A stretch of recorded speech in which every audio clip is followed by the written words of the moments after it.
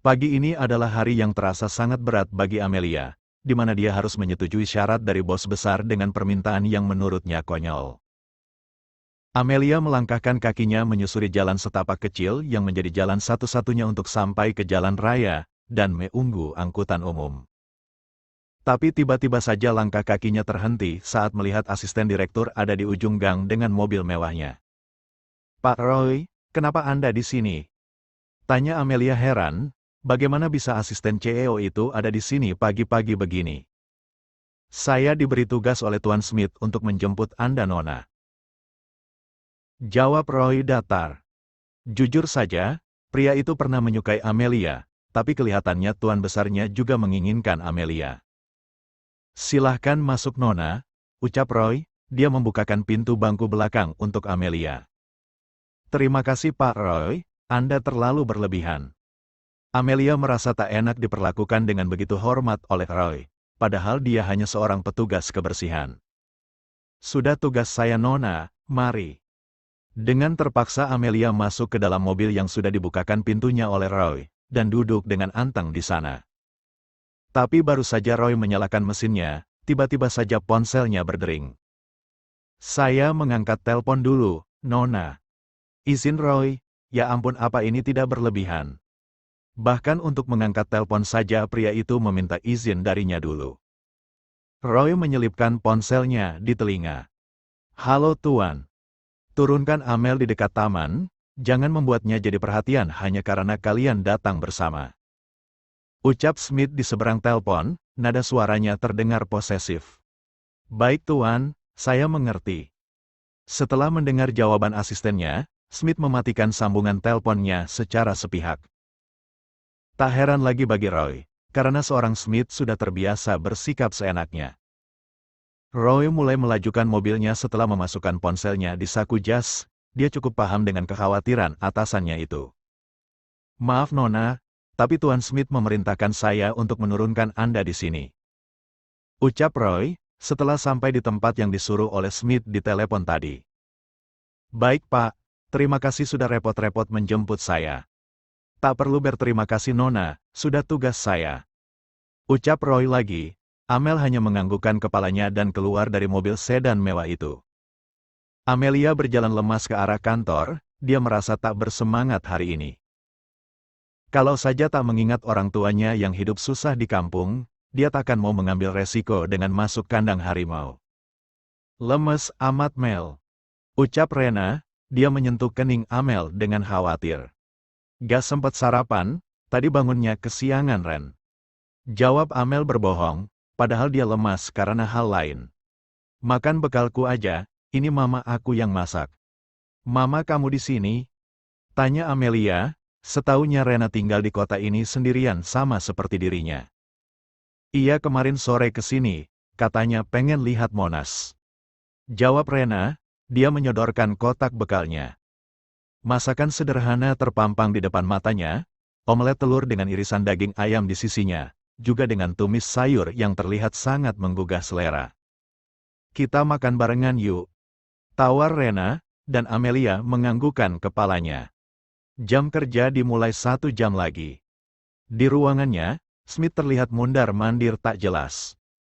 Wajahnya terlihat panik dan tak henti-hentinya melirik ke arah pintu, tapi tak kunjung terbuka.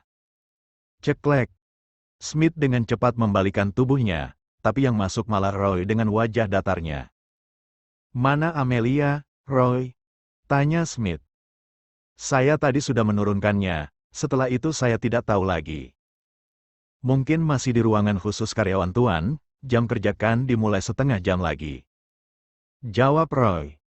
Baiklah, kenapa lama sekali?" gerutu Smith. Roy hanya tersenyum saat melihat tuannya bertingkah konyol hanya karena menunggu kedatangan Amelia. Setengah jam sudah berlalu, saatnya para karyawan memulai pekerjaannya. Amelia membawa ember dengan alat pelnya masuk ke ruangan direktur, tempat yang terasa sangat horor baginya sekarang ini. Smith sedang fokus dengan laptopnya, tangannya bergerak lincah di atas keyboardnya, sesekali dahinya berkerut. "Selamat pagi Tuan," sapa Amel seperti biasa, meski dia gugup tapi ini sudah menjadi kebiasaan para karyawannya. "Kau sudah datang Amel, duduklah," Tapi saya harus mulai bekerja. Ucap Amel, hatinya berdebar tak karuan saat melihat Smith yang menatapnya tajam dari atas sampai ke bawah. Tak suka dengan kalimat yang baru saja Amelia ucapkan. Akhirnya mau tak mau Amelia duduk di kursi yang ada di depan Smith. Pria itu terlihat sangat menyeramkan saat ini. Bagaimana jawabanmu, Amel? Tanya Smith to the point. Saya. Jangan bertele-tele, Amelia. Smith memotong ucapan Amelia. Saya bersedia, Tuan, jawab Amelia. Dia meremas jarinya yang sudah basah dengan keringat. Baguslah.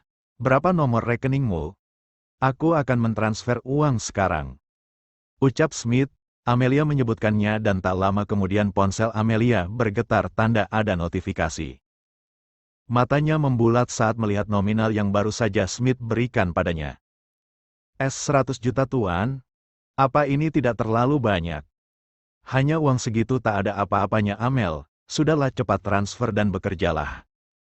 Jangan terlalu mencolok dengan hubungan kita. Ucap Smith, memberi peringatan pada Amelia. Baik, Tuan, terima kasih. Amel bangkit dari duduknya dan segera melakukan pekerjaannya. Ini adalah hari pertamanya menjadi seorang simpanan dari seorang CEO, orang yang paling berpengaruh di perusahaan tempatnya menggantungkan hidup. Setengah jam kemudian, Amelia sudah selesai dengan pekerjaannya dan pamit keluar ruangan. Smith sangat ingin menghalanginya, tapi dia takut orang-orang akan curiga dengannya dan juga Amelia. Tunggu aku di tempat kemarin, ucap Smith sesaat sebelum gadis itu keluar dari ruangannya. Amelia pun mengiyakan saja, daripada pria itu menatapnya dengan tatapan penuh intimidasinya. Amelia melanjutkan pekerjaannya, dia mulai membersihkan ruangan asisten direktur. Tapi saat masuk, Amelia malah melihat pemandangan yang sangat memalukan. Di mana, dia melihat Roy sedang bercumbu dengan seorang gadis yang pakaiannya hampir tertanggal, dan dia heran karena pakaiannya sama dengan miliknya, seragam OG. Maaf Pak, saya tidak sengaja. Ucap Amelia, sedangkan Roy dan gadis itu segera membenahi pakaian mereka masing-masing. Tak apa Amel, pergilah. Biar dia yang membersihkan ruangan ini. Ucap Roy santai, padahal dia sudah terciduk barusan. Amel tak bisa melihat wajah gadis yang tadi sedang bercumbu dengan Roy. Kira-kira siapa ya? Sore harinya, Amel menunggu Smith di tempatnya kemarin. Tak lama, mobil pria itu datang dan Amelia segera masuk. Khawatir kalau ada yang melihat mereka. Sepanjang perjalanan, tak ada yang berani mengeluarkan suara. Keduanya kompak diam, entah apa yang dipikirkan mereka di dalam otaknya. Menjelang malam, sepasang anak manusia itu sampai di rumah kecil tempat pulang Amelia. Smith berdecak sebal karena tadi ada pengendara motor. Dia melewati jalan berlubang dengan air yang menggenang. Saat motor itu melewatinya yang sedang berjalan di belakang Amelia, air itu menyiprat pada celananya hingga basah kuyup. Sialan tuh pengendara motor, celana gue kotor, rutuknya setelah sampai di kosan Amelia. Amel hanya tersenyum geli melihat pria itu menggerutu terus dari tadi. Jangan marah-marah terus Tuan, nanti darah tinggi loh. Ledek Amelia dengan senyum simpulnya. Kau meledekku Amelia? Tanya Smith dengan tatapan matanya yang mampu membuat nyali Amelia menciut. Tidak Tuan. Maafkan kelancangan saya, ucap Amelia. Cucikan celanaku, kau bisa mencucikan? Bisa Tuan, tapi pakai tangan. Di sini tak ada mesin cuci. Jawab Amelia. Cuci saja. Smith membuka celananya tanpa malu, dan hanya menyisakan celana boxernya saja. Amelia menutup matanya melihat pemandangan itu, mau bagaimanapun dia anak gadis yang begitu dijaga oleh kedua orang tuanya. Buka matamu, kenapa? Apa tubuhku membuatmu sakit mata?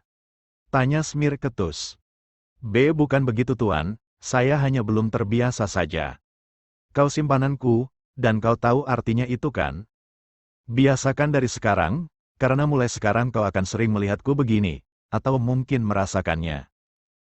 Ucap Smith santai, seolah hal yang diucapkannya tak membuat gadis di depannya ketar-ketir. Baik Tuan. Jawab Amelia, tangannya meraih celana dari tangan Smith dan pergi ke kamar mandi, mencuci celana Smith yang kotor karena cipratan air di jalan tadi. Tak lama, Amelia sudah kembali lagi dengan menenteng celana bahan milik pria yang duduk di karpet. Celana itu masih mengucurkan air. Amelia menjemurnya di gantungan dekat kamar, dan airnya ditampung di wadah. Gimana mau kering kalau gak dijemur, Mel? Besok dijemurnya Tuan, sekarang sudah malam. Mataharinya sudah tenggelam. Jawab Amelia. Smith menganggukkan kepalanya mengerti. Ponsel Amelia berdering, dia segera berdiri dan mengangkat teleponnya sedikit menjauh dari Smith. Tak ada maksud apapun, dia hanya takut pembicaraannya dengan orang tuanya mengganggu Smith. Halo Bu. Gimana Mel, sudah ditransfer? Tanya Mama di seberang telepon. Amel udah transfer 25 juta, pokoknya Bapak harus sembuh. Jawab Amelia. Tiba-tiba sepasang tangan melingkar ke perut rampingnya, dan terasa ada yang menyandar di bahunya. Amelia melirik ke samping, dan ya itu Smith.